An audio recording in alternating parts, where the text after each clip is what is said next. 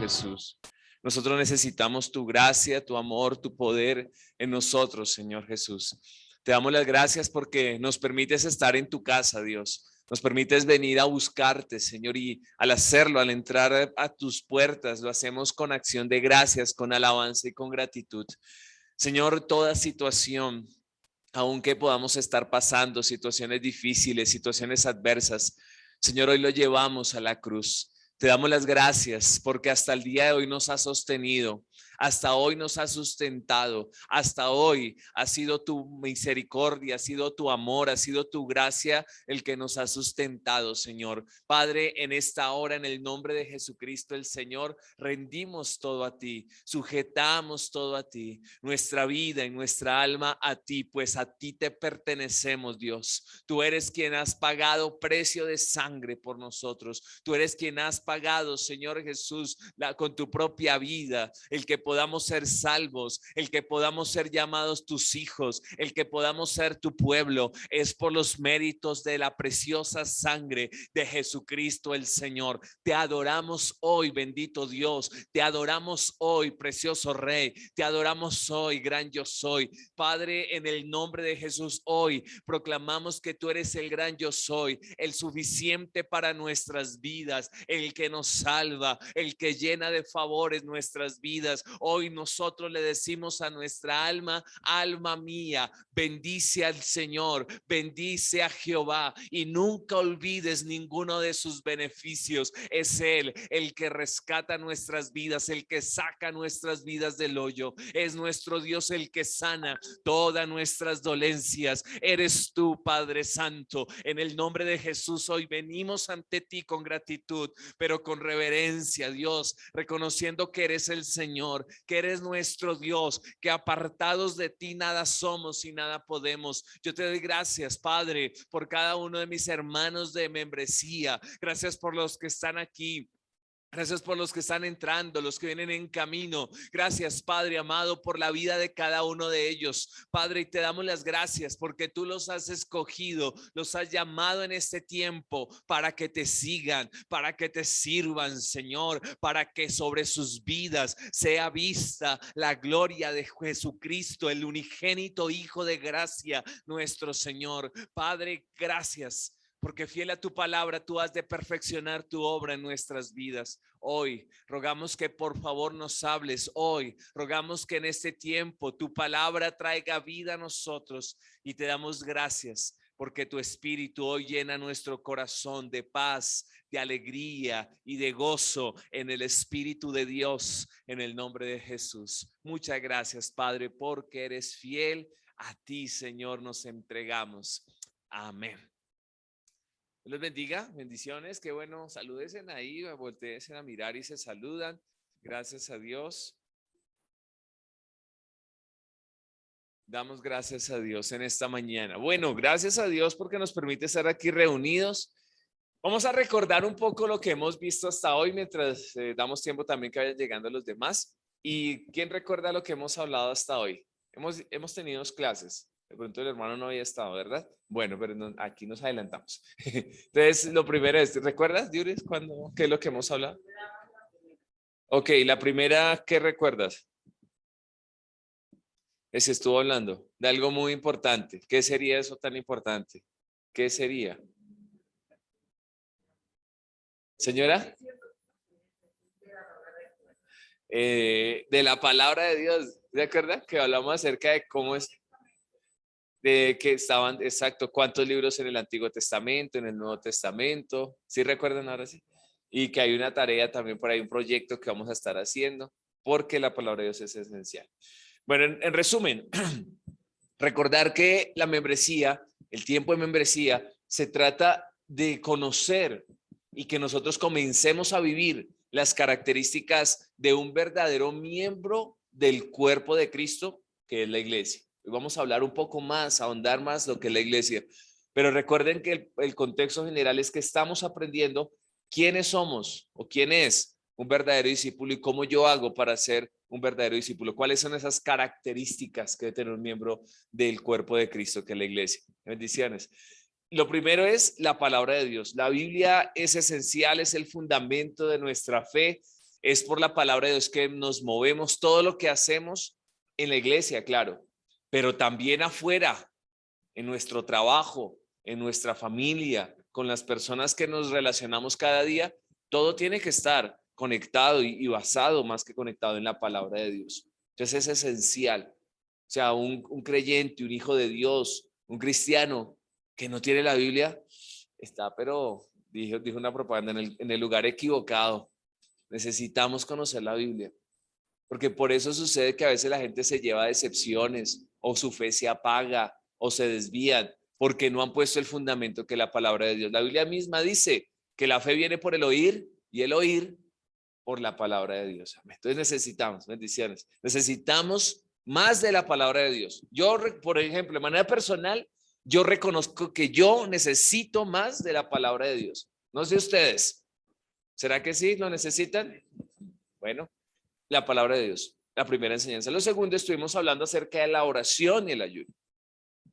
Y cómo cuando nos conectamos con la Biblia, esto nos va a llevar a conectarnos con Dios a través de la oración, hablar con Dios, comunión con Dios, nos rendimos a Él. Y el ayuno como un arma, porque es que aprendimos o escuchamos que el ayuno era como el sacrificio ese, como quien sube a Monserrate descalzo, con frijoles en los pies y todas esas cosas que se inventan.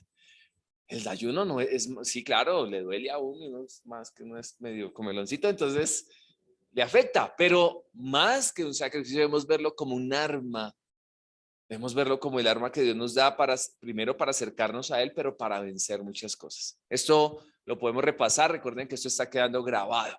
Y el día de hoy, como miembros o como conociendo las características de quién es un miembro de la iglesia, definamos y aprendamos hoy qué es la iglesia. Entonces, para iniciar, quiero que vayamos al libro de Mateo, el Evangelio de Mateo, en el capítulo 10, Mateo 16, 18, por favor. Mateo 16, 18. Ahí en sus Biblias, por favor. No funciona. Bueno, gracias a Dios. Quería mostrarles una presentación, pero vamos a avanzar. Listo, por favor. ¿Quién dijo amén? Ah, listo. Por favor, hermana, allá atrás. Mateo 16, 18. Sí, señora.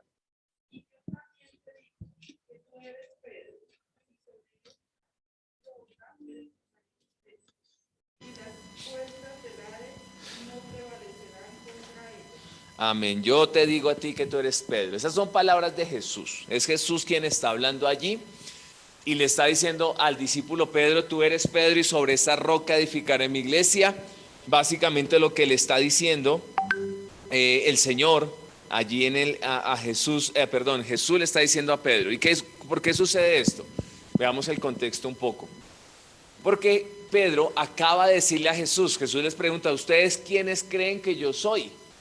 Y la respuesta de Pedro, muy clave por cierto, es, tú eres el Cristo, el Hijo del Dios viviente. O sea, le reconoció como el Mesías, que era el Hijo de Dios mismo. Entonces Jesús dice, muy bien, Pedro, no te lo reveló sangre ni carne, sino mi Padre que está en los cielos. E inmediatamente el Señor le dice a Pedro, y tú eres Pedro y sobre esta roca edificaré mi iglesia. Este versículo a veces se ha malentendido en algunos contextos porque dicen, si ve que es por Pedro que se sostiene la iglesia. Ese es el pensamiento. Y por eso viene toda la creencia de este tema de la sucesión papal, etcétera. Por eso se llega a creer esto. Pero realmente es algo fuera de contexto, porque el contexto no está hablando o no está enalteciendo a la persona de Pedro, sino a lo que Pedro estaba diciendo, y es que Jesús es el Hijo de Dios, que Jesús es el Mesías. El mismo Pedro más adelante en sus cartas escribe, Jesucristo es la piedra angular que desecharon los edificadores. O sea, Pedro mismo está diciendo, yo no soy ninguna roca para que vengan a mí a ponerme en alto, sino es Jesús el fundamento. ¿Pero el fundamento de qué? De la iglesia. Y aquí ya comienza a mencionarse la palabra iglesia. Recuerden que en el Antiguo Testamento no existía iglesia. En el Antiguo Testamento existía el pueblo de Dios, que era una nación que hasta el día de hoy existe, que es el pueblo de Israel, la nación de Israel. ¿Sí? Los hebreos, que más adelante fueron la nación de Israel. Ese era el pueblo de Dios. En el Nuevo Testamento hablamos de iglesia. Para hablar de iglesia, quiero preguntarles, ¿qué será la iglesia? ¿Qué concepto tenemos nosotros de iglesia? Nosotros, muy bien. Sí, muy bien, eso ya creo que lo tienen o se ha venido aclarando con el tiempo, porque a veces en la mente de la persona está que cuando la iglesia es el edificio. Entonces, sí, la casita, eso, la casita y la crucecita, sí. Entonces se piensa que es el edificio, la casa, pero saben, esto no es iglesias. Ese es el templo, o ni siquiera el templo, sino el lugar donde nos reunimos. Imagínense que la iglesia cristiana, la iglesia de Jesús, esta iglesia que está hablando el Señor diciendo que ni el infierno mismo, ni la muerte podrá prevalecer contra la iglesia, esta iglesia no tuvo un templo donde congregarse, sino hasta después del año 300 después de Cristo. O sea, casi 300 años se reunían, ¿dónde?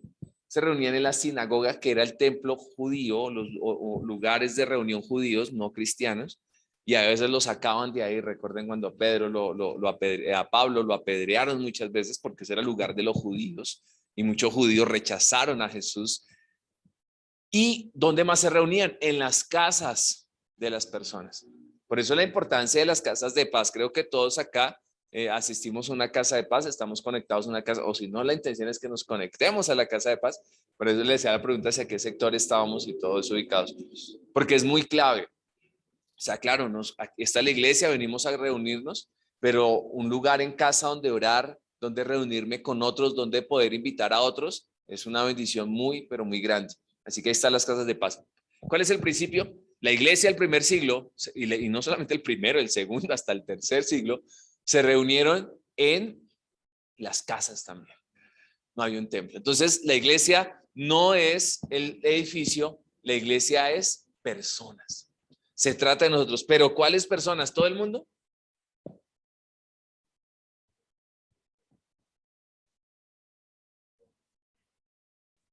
Excelente. Muy bien. Aquel que ha creído a Jesús, aquel que ha invitado a Jesús para que sea el salvador de su vida. Tan pronto una persona invita a Jesús para que sea su salvador, tan pronto una persona le dice, Señor Jesús, yo necesito que tú me salves, que seas el salvador de mi vida, inmediatamente, a partir de ese momento, hace parte de la iglesia. A partir de ese momento. Y esto es maravilloso porque ahí es cuando entendemos que, bueno, la palabra hermanos, ¿no? Palabra hermanos es una bendición porque a veces uno se le olvida el nombre de las personas. A mí me pasa, o sea, hermana. Pero, pero veamos el contexto. Cuando se hablaba de hermanos, se trataba de esa cercanía, de esa unidad, de ese tener todo en común. A veces queda simplemente en el aire y todo el mundo, hermanita, hermanita. Pero el concepto es tener todo en común. Cuando hablamos de hermanos, quiere decir que todos nosotros podemos tener hermanos en Cristo, parte de la iglesia, imagínense, en cualquier parte del mundo. Gente en Europa, gente en América del Norte, en Asia, donde hay persecución, en Medio Oriente, que hoy más que nunca tenemos latente este tema de Medio Oriente con todo lo que ha pasado allí en Afganistán, lo que se viene, los memes que saca la gente en redes sociales, etcétera. Pero es algo latente, que aún allí hay cristianos, gente que ama a Jesús y que son nuestros hermanos. Eso es muy importante. Entonces la iglesia no es el edificio, sino las personas. La iglesia viene de un término que es el término eclesia. Eclesia es con doble K. Los que toman nota, muy bien, yo los felicito y animo a todos que tomemos nota porque yo sé que ustedes tienen una mente prodigiosa. Yo estoy súper seguro, tan prodigiosa que me dijeron todo lo que habíamos visto en las semanas anteriores. Yo sé que tienen esa mente prodigiosa, pero no confiemos tanto en la mente prodigiosa, que a veces se nos escapan detalles. Alguien dijo que es mejor un lápiz corto que una memoria larga. Tomar nota es bien interesante, es algo que debemos aprender. ¿Listo? Entonces les animo a eso. Si no lo trajeron, tranquilos, pero tomen nota en el celular. Yo lo hago frecuentemente, pero tener su agendita y anotar es bien importante. No, y además es bonito, porque precisamente esta mañana cuando estaba orando recordaba por allá mis tiempos cuando salí, estaba conociendo al Señor, estaba estudiando en ese tiempo yo en el SENA, recordando a algunos compañeros y demás que será la vida de ellos. En el tiempo estaba yo empezando a caminar con Jesús, estaba aún más joven. O estaba joven, pero tengo mis cuadernos devocional de ese tiempo, los tengo por ahí todavía, no los he botado, los tengo ahí guardaditos y de vez en cuando he hecho ojeadita y recuerdo todo lo que Dios ha hecho en mi vida, porque Dios ha sido bueno. Es que todo, con todos nosotros Dios es bueno. Tomen nota, eso era. Eclesia, el término eclesia que significa los llamados afuera o los llamados aparte. Resulta que cuando Jesús dice, y sobre esta roca edificaré mi iglesia, resulta que en el tiempo de Jesús ya existía el término eclesia, no tanto para unos seguidores o los seguidores de un rabino o de un maestro, sino era el término con el que se mencionaba, eso es un término griego, a una asamblea, a un grupo de personas que tenían mucha injerencia o mucho poder para tomar decisiones. Entonces esta eclesia eran los encargados, si una ciudad, una polis, se iba a ir a la guerra, consultaban a la eclesia y les decían, bueno, eran la asamblea, unos diputados, etcétera, ¿debemos ir a la guerra o no? Ellos les decían sí o no. ¿Podemos establecer estas leyes? ¿De qué les parece? ¿Es correcto o no es correcto? Era la eclesia lo que los decidía. Entonces, cuando Jesús dice, esta es mi iglesia, Jesús está dándole a la iglesia una connotación bien importante y es la autoridad que Jesús delegó a la iglesia. Ahí mismo en este versículo que leíamos hace un momento, mire todo lo que hay en este versículo. En ese mismo versículo, Jesús le dice, y ni las puertas de la muerte, o sea, nadie, imagínense el poder y la autoridad que Jesús está dando sobre la iglesia, ni la muerte ni el infierno podrán prevalecer contra la iglesia. Tremendo, amén. Es poderoso esta parte. Jesús estaba delegando su autoridad a la iglesia, es decir, a nosotros como iglesia.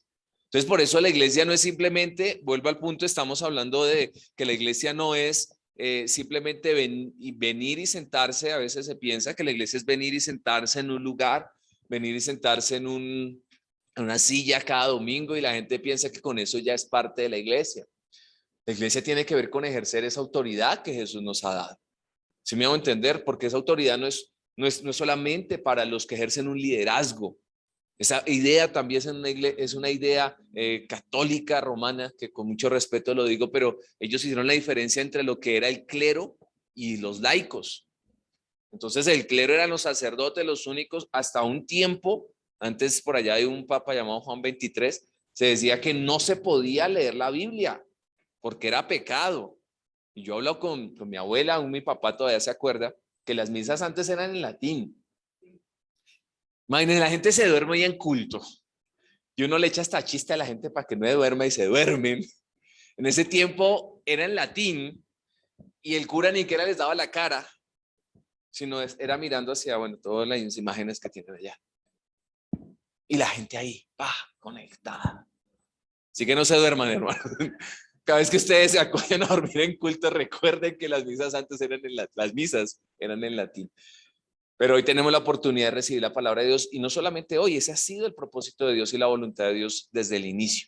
Entonces, esta es la iglesia. Todos nosotros somos la iglesia, somos parte de la iglesia, podemos ejercer autoridad como iglesia. En Primera de Pedro dice, ustedes son un linaje real. Primera de Pedro 2:9, que si no estoy mal, no está aquí en mis notas, pero vino a mi mente.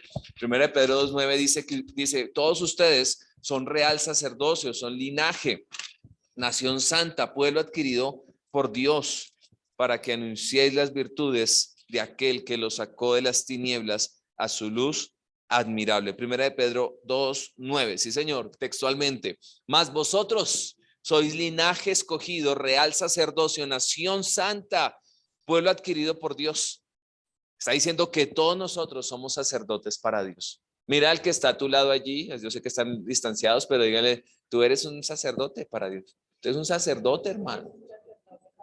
Bien, entonces es importante eso. No es un grupo, sino todo aquel que le pertenece al Señor. Sigamos un poco, porque es un poco largo el tema. Ahora, veamos algo importante y es algunas figuras. Mire, la iglesia es tan importante. Ya vimos que la iglesia no es entonces las cuatro paredes, se trata de personas. ¿Cuál es el propósito de la iglesia? ¿Cuál es la dimensión de la iglesia? La importancia de la iglesia. Y vamos a ver algunas figuras algunas figuras que representan la iglesia. La iglesia es tan importante para el Señor que Dios permitió algunas imágenes, unas figuras símiles, se llama eso literariamente, para hacer la comparación de cómo es la iglesia, de cuál es la naturaleza de la iglesia. Entonces les voy a mencionar unas, pero ya vamos a verlas puntualmente. Que la iglesia es la esposa de Cristo, creo que ustedes lo han escuchado, la novia de Cristo. Que la iglesia es el rebaño de Dios. Que la iglesia es el cuerpo de Cristo. Que es, bueno, también habla que es un campo de cultivo. Todo esto, ¿qué quiere decir? Es la naturaleza, cuáles son las características que tenemos como iglesia. Y vamos a ver como en primer lugar, la iglesia como el cuerpo de Cristo. La iglesia, dice la Biblia, que la iglesia es el cuerpo de Cristo. ¿Y dónde dice la Biblia esto? Leamos por favor en Efesios capítulo 1, versículo 22. Efesios 1, 22. Listo. Y si alguien lo tiene y nos ayuda a leerlo, sería excelente. Efesios 1, 22.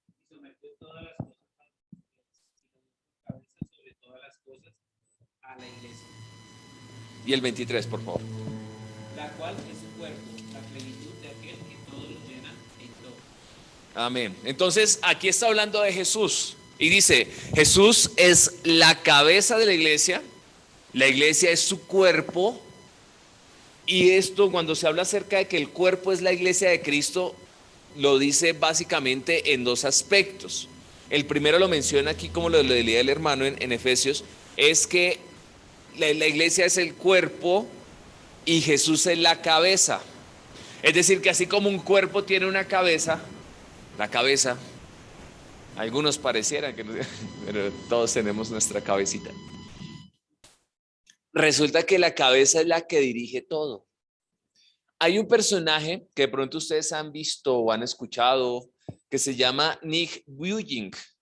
Bueno, Nick, él es un muchacho, bueno, ya no está tan muchacho, ha pasado el tiempo, pero el hombre nació sin brazos y sin piernas, no sé si lo han visto. Hijo de cristianos comprometidos, no esos cristianos, dicen los mexicanos, media tintas, sino cristianos de verdad, que no entendieron cuando su hijo nació de esa forma. Wow, ¿qué pasó ahí? Pero Dios les empezó a mostrar cuál era el propósito. Un hombre usado por Dios, Dios lo usa en dar conferencias, enseñanzas, lleva la palabra de Dios a lugares donde tal vez muchos no podríamos estar. Es impresionante que hasta sin brazos, cuando lo abrazan, la gente siente ese abrazo del Padre. Impresionante, es un hombre de Dios. Este muchacho nació sin brazos y no tiene piernas. Creo que en la parte de su tronco, al finalizar, tiene como una especie de piecito y con eso hace todo. Escribe, nada, se peina, etcétera. Impresionante. Y resulta que él nació sin sus brazos y sus piernas, pero esto no lo ha impedido de llevar una vida normal y no más que normal, sobrenatural.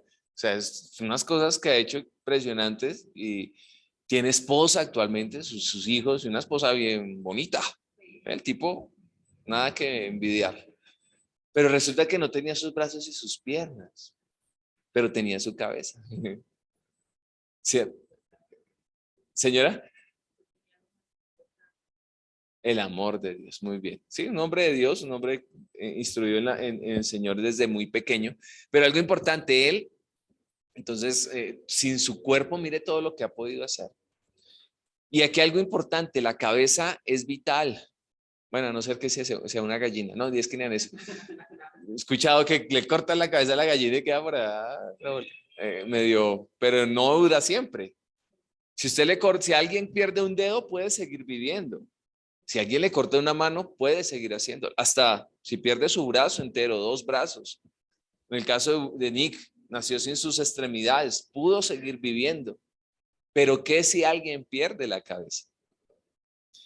Esto nos muestra cómo la iglesia, sin la cabeza que es Jesús, no somos nada. Por eso el centro de la iglesia es Jesús. El reunirnos se trata del Señor Jesús.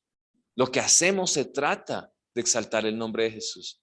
Ayer estábamos reunidos con unos muchachos, mi hermana estuvo allí, y yo les decía eso, así sea en lo que hagamos, sea divirtiéndose, lo que ustedes sean. Si nosotros decimos ser hijos de Dios, hay siempre la cabeza de Jesús. Entonces, por eso la Biblia dice que la cabeza de la iglesia es Cristo. Solamente hay una autoridad. Es a Jesús a quien nos rendimos, es a Jesús a quien nos entregamos, es a Jesús a quien seguimos, es a Él a quien servimos y es a Él a quien obedecemos. Todo lo que hacemos como iglesia se trata de que Jesús está en la cabeza. Él es quien guarda la iglesia, quien nos dirige, quien nos da la vida. Todo depende de Jesús.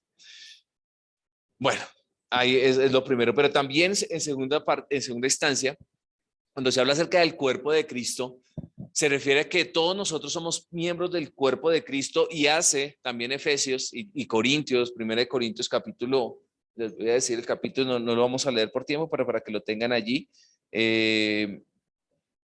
Aquí, en 1 Corintios 12:12, en 12:12 hasta el 27, y habla acerca de la relación de los creyentes unos con otros. Es decir, cuando la Biblia dice, ustedes son el cuerpo de Cristo, primero es porque hay una autoridad a quien nos sometemos y de quien viene la vida, que es Jesús. Y segundo, se trata de la relación unos con otros. Porque también ahí Pablo dice, ¿acaso el cuerpo es todo oído o todo nariz? No, hay diferentes miembros de nuestro cuerpo. Confiésense, queridos, ¿a quién de ustedes no les gusta el dedo gordo de su pie? ¿A usted? Normalmente siempre hay alguien. ¿A ustedes sí les gusta el dedo gordito de su pie? Muy bien, felicidades, ánimo. Nunca dejen de amar su dedo. Hay gente que, ay, qué dedo tan feo. Bueno, yo les voy a contar otra historia. Ah, no te gusta el pequeño. Bueno, cualquiera de esos dedos que no te guste. Uno dice, pero ¿para qué le sale uno de esos pies, esos dedos ahí? Los vellos de la nariz, no tiene que, a veces ya llegan los años, entonces toca. Pero resulta que uno dice, pero ¿para qué sale eso? ¿Saben? Todos los miembros de nuestro cuerpo tienen una función especial. Ese dedo gordito que a alguno no le gusta, si no fuera por ese dedo gordito no podríamos correr. En la antigüedad, a los esclavos se les cortaba ese dedo. ¿Para qué? Podían seguir trabajando, ejerciendo fuerza, etcétera, trabajar fuerte, pero no se podían escapar. De esa forma lo hacían. Tremendo, ¿no? Ese es nuestro equilibrio. Así que cuando usted sienta que no tiene mucho equilibrio, pues quiera más su dedo gordito. Dele más cariño. Pero de verdad, todos los miembros del cuerpo tenemos una función específica. Todos los miembros del cuerpo. Y asimismo, todos nosotros como creyentes, como parte del cuerpo de Cristo, como iglesia, tenemos un llamado, tenemos dones, tenemos talentos. Yo estoy seguro que ustedes tienen talentos y dones de parte de Dios que yo no tengo. Yo estoy seguro de eso. Porque es que así es el Señor. Ninguna persona tiene todos los dones o todos los talentos. Dios es sabio. Y dice, no, este criaturito para que no se exalte mucho, entonces no va a ser bueno para esto. A veces las personas más sencillas tienen dones y talentos que uno quisiera tener. Pero cada uno de nosotros, Dios nos dio algo especial. Hay algo que tú haces mejor que cualquier otro. ¿Qué será eso? Si no le pregunté esto a los adolescentes, hacen por ahí con sus dedos, con sus manos, las cosas que solamente ellos saben hacer. Pero hay cosas de verdad, hay cosas que sabemos hacer, no sé, escribir, dibujar, pintar. No sé, hay algo de parte de Dios que Dios ha puesto en ti que no hay que no lo tiene otra persona. Eso se trata de que como miembros del cuerpo, cada uno de nosotros puede cumplir una función específica y lo hace muy bien. ¿Sí me hago entender? Es muy importante eso, que todos nosotros como miembros del cuerpo de Cristo tenemos dones y talentos para servir, para que el cuerpo crezca, para que el cuerpo sea edificado, para que el cuerpo sea bendecido. ¿Sí me hago entender?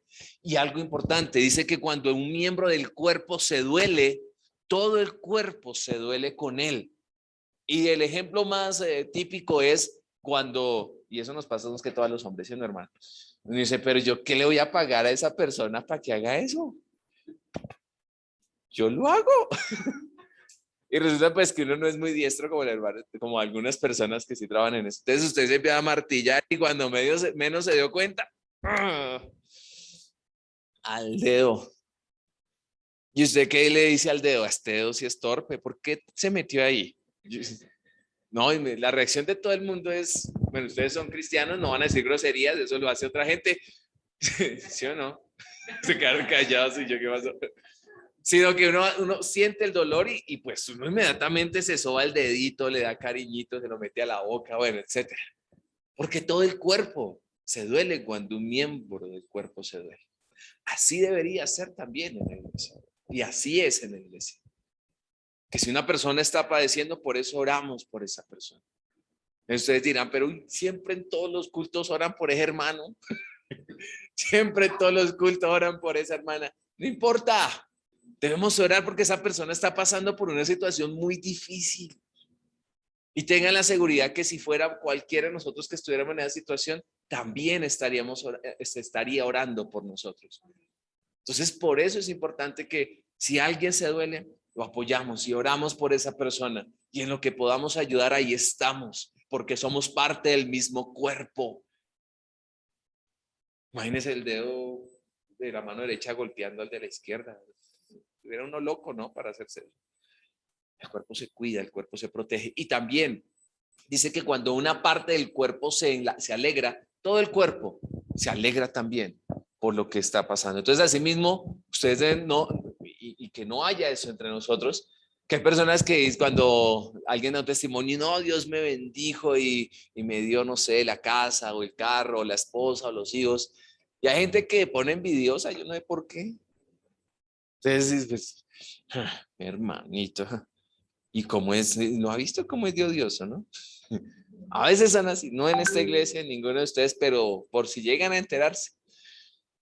Más bien nosotros deberíamos decir gracias a Dios, porque si esa persona está siendo bendecida, si esa persona ha sido libre, si esa persona ha recibido una respuesta de parte de Dios, pues yo también voy a recibir esa respuesta de parte de Dios, porque el Dios de esa persona es mi Dios también, es mi Padre también, y también en mí ha de obrar un milagro el Señor. ¿Lo creen ustedes? Amén. Entonces, esto es parte del cuerpo. Hay muchas cosas más, pero sigamos adelante. Lo otro que dice la Biblia es que la iglesia es el edificio de Dios. No es que sea un edificio. No me funcionó la presentación, perdón, no, este cosito está bloqueado. Bueno, el edificio de Dios. Entonces, el edificio de Dios quiero que leamos en 1 Corintios 3:9. 1 Corintios, primera carta a los Corintios, capítulo 3, versículos 9 y 10. Listo, y en 1 Corintios 3:9 Dios nos va a explicar, no que la iglesia sea un edificio físicamente, sino que es como un edificio. ¿Sí me van a entender la diferencia? 1 Corintios 3:9. Primera carta a los Corintios, capítulo 3, versículo 9 y 10. Si alguien lo tiene, por favor, léalo. 3:9, sí, señora. Por favor.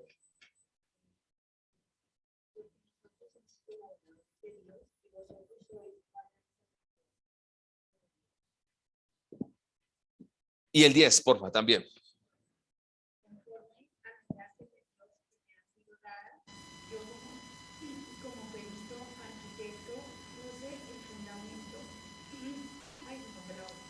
Tranquila.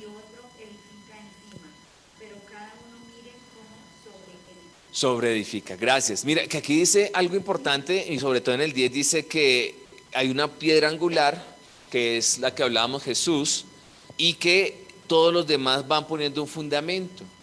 Es decir, perdón, hay un fundamento que es Jesús, que es la piedra angular, y que cada una de las personas o cada uno de los colaboradores está edificando sobre ese fundamento. Si me voy a entender, es como un edificio. Entonces hay un fundamento, una columna, una base que es Jesús, su palabra, y sobre todo ello estamos siendo edificados y la iglesia está creciendo. Por eso la iglesia debe avanzar. La iglesia no se puede quedar a medias. ¿Se han visto esos edificios que quedan a medio empezar? Muy feo eso. Entonces, la plata, pero los elefantes blancos que llaman, ¿no? Eso allá, todo el dinero perdido. Que no sea así con la iglesia. La iglesia tiene que avanzar. La naturaleza de la iglesia es que avancemos, que siempre crezcamos, que vayamos por más personas, que ganemos almas para Jesús, que el reino de Dios se extienda, aún que se puedan sembrar iglesias. Miren, ustedes, hay gente que dice, ay, qué chévere, aquí en la esquina hubiera una panadería. Ay, tan chévere ahí en la esquina de mi casa. Bueno, algunas personas piensan eso. Un gimnasio o no sé, un colegio, una universidad. Y todo eso es importante. Pero así como pensamos de esa forma, deberíamos decir con más razón, qué bueno que en cada barrio de nuestra ciudad hubiese una iglesia que predicara a Jesucristo. Y por eso es que también son las casas de paz. Porque se trata de que toda nuestra nación, toda nuestra ciudad, cada localidad, cada barrio se llene de la presencia y de la palabra de Dios. De eso se trata. Entonces, por eso la iglesia es como un edificio, porque vamos avanzando, crecemos, no nos quedamos estancados, sino que vamos creciendo, porque es la naturaleza que Dios puso en la iglesia. Amén. La iglesia también que es el campo de cultivo. Ahí mismo en 1 Corintios capítulo 3, el versículo 5, voy a leerlo rápidamente, dice, el versículo 6 dice, yo planté, está hablando Pablo, yo planté, Apolos, que era un colaborador, dice, él regó, pero el crecimiento lo ha dado Dios. Así que ni el que planta es algo, ni el que riega, sino Dios que da el crecimiento. Y el que planta y el que riega son una misma cosa, aunque cada uno recibirá su recompensa conforme a su labor. 1 Corintios 3, 6. Todos estamos en 1 Corintios capítulo 3. Entonces, mire lo que está diciendo. Pablo dice, yo sembré la semilla de la palabra de Dios. Y yo creo que todos los que estamos acá, una persona diferente nos predicó de Jesús. La persona que a mí me ganó o que me evangelizó, que me compartió el mensaje, no es seguramente la misma persona que te evangelizó a ti, Karen, ¿sí o no? ¿O sí? No, yo creo que no, ni se conocerán.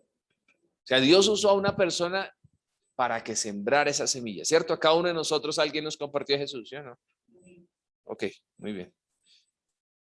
Entonces, alguien sembró la semilla, pero cuando nos congregamos, cuando vamos a nuestra casa de paz, cuando estamos en este tiempo, ¿qué estamos haciendo? Dice la Biblia, los colaboradores, regando esa semilla que se hace sembrada en ustedes. Y esa semilla tendrá que dar fruto, y ese fruto producirá más fruto abundante. ¿Por qué? Porque el que da el crecimiento definitivamente es Dios. Entonces de eso se trata la iglesia también. Que sí, alguien, y por eso es que nos congregamos. Hay gente que dice, pero ¿para qué congregarse? ¿Para qué reunirse? ¿Acaso uno no puede por internet? Señora.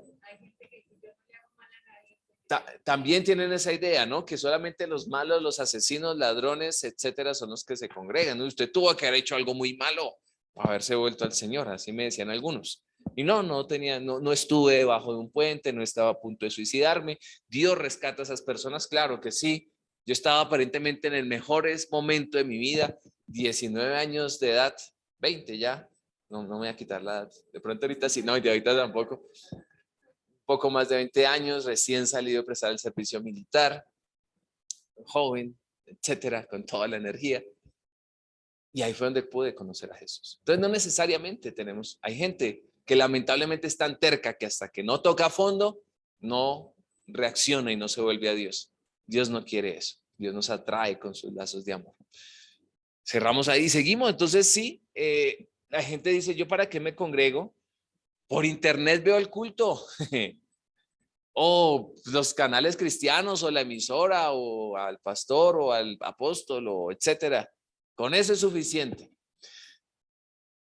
No, la naturaleza de la iglesia es que podamos conectarnos en una iglesia, que podamos estar plantados en una casa. Y cuando estamos plantados en la casa de Dios, en una iglesia, allí vamos a tener crecimiento. Examine la vida de una persona que piensa de esa forma. A ver si ha tenido cambios en su vida personal, en su vida familiar. Tal vez no, tal vez es la misma persona de hace 3, 5, 10 años. Porque simplemente se conforme a decir no necesito congregarme. Cuando nosotros nos congregamos, tengan la seguridad de que ustedes estén ahí recibiendo la palabra de Dios, que no es nuestra, sino de Dios. Esa palabra en ustedes está produciendo crecimiento, transformación, vida. Y todo lo que ustedes son está siendo impactado por el mensaje de la palabra de Dios. Amén. Es importante, y esto es muy clave, que nosotros comprendamos porque es lo que Dios está haciendo. Entonces, la iglesia es el campo de cultivo. Ahora, la iglesia también es el rebaño de Dios.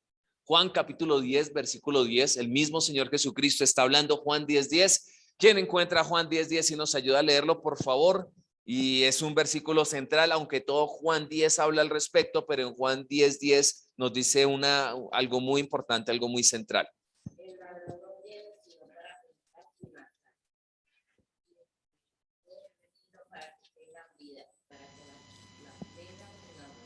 Amén. Jesús está diciendo, el ladrón vino a matar, a robar, a destruir, pero yo he venido para que tengan una vida abundante. Y este Juan 10, ahí Jesús está hablando más adelante, dice, ustedes son mis ovejas, yo soy el buen pastor. Voy a buscar el versículo específico. ¿Sí? Ok, bueno, entonces es el 11 también. Entonces el 11 dice, yo soy el buen pastor da su vida por sus ovejas, por las ovejas.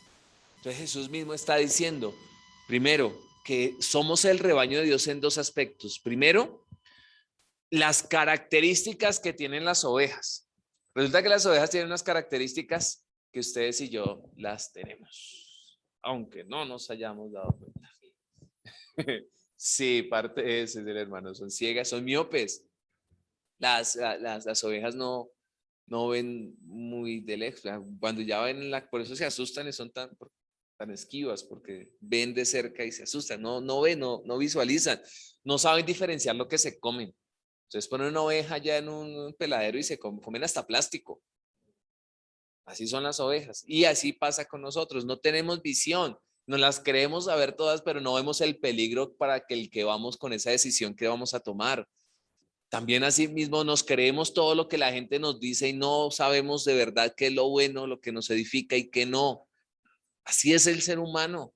Nos destruimos a nosotros mismos, destruimos nuestro cuerpo, destruimos lo que somos, destruimos nuestro ser. Está pasando el tiempo, tengo que aquí meter un poquito el acelerador. Entonces, la iglesia es como nosotros somos como ovejas en ese aspecto. Las ovejas pelean, son peleadoras, ¿se visto? Y lo más terrible es que cuando se pelean, como pelean con puños, se levantan así. Eso es cierto, con la cabeza. O sea, y son así. Entonces llega y coge todo el impulso del mundo y ¡pum! Le pegó a la otra. Y creo que ellas pensarán, pongámosle un poco de imaginación al tema, que ellas dirán, es para que no me meta conmigo. Ahí le di bien duro. Y no se da cuenta que ella misma también puede estar sangrando. Así a veces somos nosotros. Si alguien nos hace algo, respondemos y supuestamente estamos maltratando a esa otra persona, pero nosotros mismos somos los que nos estamos haciendo más daño. Hay muchas características de la oveja con mucha lana. Entonces, con la mucha lana es perjudicial para una oveja. Se llena de bichos, de garrapatas, etcétera. Si se va al agua, el ejemplo fácil. ¿Ustedes han metido una cobija de lana al agua? ¿Sí? Levántela después. Imagínense si una oveja se llena de agua, se murió. O sea, se quedó ahí, se ahogó, ya no puede salir. Y eso tiene que ver que a veces mucha bendición daña nuestro corazón. Por eso a veces Dios te dice, todavía no. Sí, yo te voy a decir, pero yo te voy a responder aquello, yo te voy a responder lo otro, pero todavía no, porque se te daña el corazoncito. Entonces, muy importante esto. Somos ovejas, pero también en nuestra relación con Jesús, porque Jesús dice, yo soy el buen pastor. Las ovejas necesitan de un pastor. No todos los animales necesitan un cuidador. ¿Han visto ustedes un pastor de leones? Las ovejas necesitan a alguien que las cuide. Y aún el ejemplo es muy largo, pero el ejemplo es que aún el pastor entrega su vida por defender las ovejas. El rey David era un pastor y muchas veces arriesgó su vida por defender a sus ovejas. Jesús no solamente arriesgó su vida, sino que entregó su vida en sacrificio por nosotros. Entonces, qué bueno es ser oveja, porque siempre voy a tener un buen pastor que cuidará de mí. Amén. Sigamos. Por último, hay otras más, pero voy a cerrar con esta. La iglesia es la esposa de Cristo. La iglesia es la esposa de Cristo. 1 Corintios 11:12 lo dice, si alguien lo puede buscar, y Apocalipsis 21:2 también. Segunda de Corintios 11:2 y Apocalipsis 21:2. Y mientras ustedes van buscando estos versículos, les voy a contar la historia de un profeta. Apocalipsis la esposa de Cristo. La iglesia es la esposa de Cristo. Segunda de Corintios, capítulo 11, versículo 2. Y Apocalipsis 21:2. Y les voy a contar la historia de este profeta. Este profeta se llamó el profeta Oseas. Interesante el nombre, ¿no? El nombre Oseas significa salvación. La misma raíz de Yeshua, Jesús. Significa salvación. Y resulta que Dios le dijo a este profeta, profeta, te vas a casar. Entonces los solteros dicen, amén.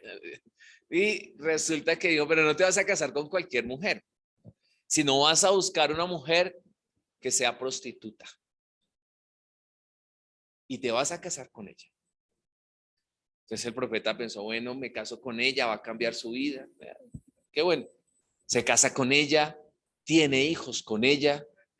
El profeta claramente le daba todo lo que ella necesitaba, pero a pesar de que ella recibía todo lo que necesitaba, tenía sus hijos, era una mujer bendecida, esta mujer, dice la Biblia, prefería salir e irse tras sus amantes. Una y otra vez lo hizo. Y resulta que, bueno, usted dice, qué historia tan terrible, ¿no? Y el profeta iba y la buscaba, con amor la traía y la restauraba. Y mucha gente dirá, uy, qué historia tan terrible ese profeta. Y aún el pueblo de Israel llegó a pensar lo mismo. Uy, pero profeta, usted dura la cosa. Y resulta que el profeta, Dios le da una palabra a él y dígale al pueblo lo siguiente. Y es algo que Dios nos habla hoy. Yo a ustedes les he dado todo. Los saqué de Egipto, les he dado bendición, los saqué de la esclavitud, les di salvación, les di vida eterna, aplicándolo a nosotros. Y en mí tienen todo lo que ustedes necesitan. Pero aún así, ustedes prefieren irse tras sus amantes. Y muchas veces somos así, infieles con Dios. Para el pueblo fue impactante, así como para nosotros escuchar esta historia. Pero por eso más adelante en el Nuevo Testamento el Señor dice, ustedes son mi esposa, mi novia. ¿Y qué espera? ¿Qué esperaba el profeta de su esposa? ¿Qué espera el Señor de su novia? Imagínense, ¿qué espera un esposo de su esposa? Fiel, que sea fiel, amorosa, pero comprometida. Compromiso, fidelidad. ¿Y cuál fue el otro que? Amor, gracias. Fidelidad. Tenemos también fidelidad. Y vuelvo y repito fidelidad. Fidelidad, amor y compromiso. Y tengan la seguridad que para todos nosotros esto es lo que Dios espera de nosotros. Fidelidad, amor y compromiso. Quiero que leamos los versículos con este contexto, por favor. De una. 21:12. Sí, señor. Y yo, Juan, vi la santa ciudad, la nueva Jerusalén, descender del cielo, de Dios, dispuesta como una esposa ataviada para su marido. Dispuesta como una esposa ataviada, o sea, dispuesta, preparada. ¿Usted no ha visto los matrimonios? Hace unos años se casó un personaje, un muchacho, y el tipo el día del matrimonio se pintó el pelo. Así, mono, así todo. Saiyajin. Y resulta que cuando él lo hizo, a pesar de que haya hecho todo eso, todo el mundo estaba esperando la novia. ¿Sí? ¿Cierto? Eso pasa. Todos los matrimonios, no importa cómo llegue el novio, o si llega mono, verde, azul, morado, como llegue. Pero cuando llega la novia, todo el mundo, ¡ay, qué bonito! Así sea fea, pero le dice que no hay mujer fea, un poquito desarreglada. No, verdad. Mi hermano me queda mirando seriamente, de verdad. Resulta que la novia es el centro. Y así es como muestra Apocalipsis, una novia, la iglesia resplandeciente, preparándose para ese encuentro por siempre para Dios. ¿Y cuál es el otro? ¿Lo tienes? En segunda.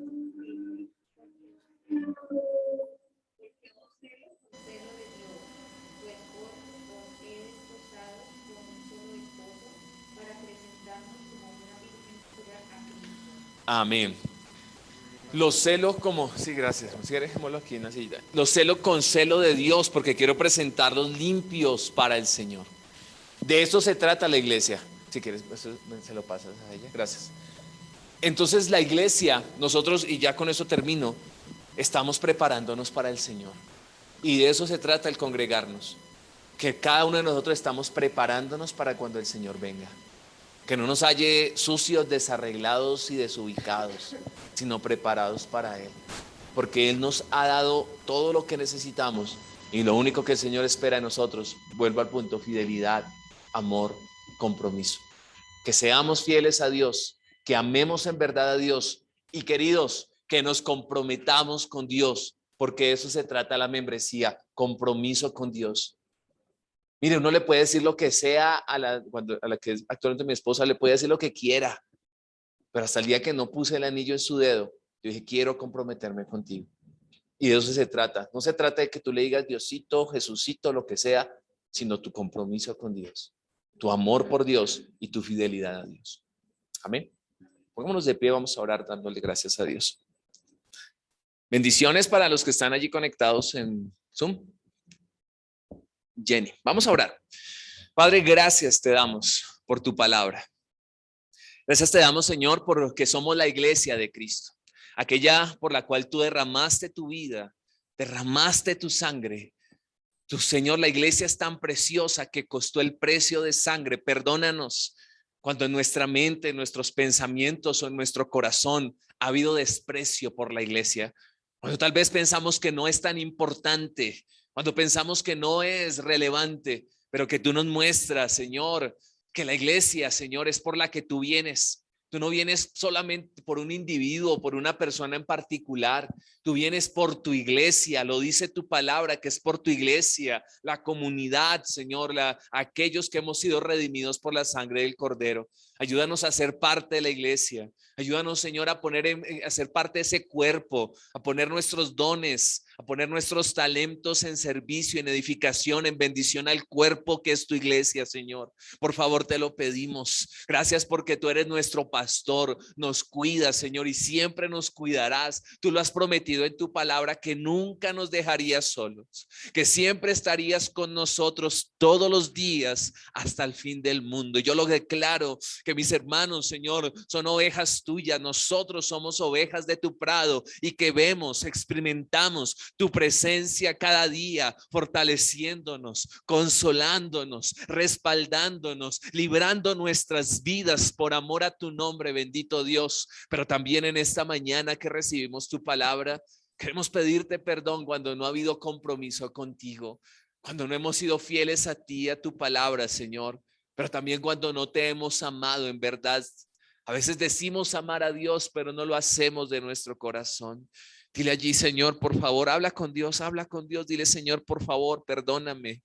Yo quiero a partir de este día, Señor, tener ese compromiso contigo, el que tú esperas de mí, Señor, no de palabras, sino en verdad.